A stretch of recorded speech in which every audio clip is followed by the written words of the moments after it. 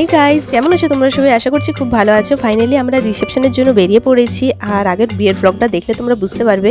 এরপর আমরা বিয়ের তত্ত্ব নিয়ে পৌঁছে গিয়েছি, সেখানে সবাই মিলে খুব আনন্দ করছি। এটা আমার দিদিকেও খুব মিষ্টি লাগছে। এরপর আমরা স্টলে ফুচকা খাওয়া দাওয়া করছি।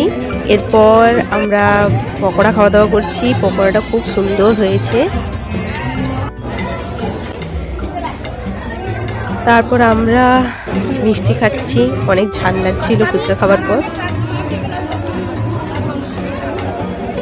এরপর আমি টাইম পাসের জন্য কিছু শর্ট ভিডিও বানাচ্ছিলাম, আর এগুলো আমার চ্যানেলে অলরেডি ছাড়া হয়ে গেছে, তোমরা সেখানে গেলে দেখতে পাবে।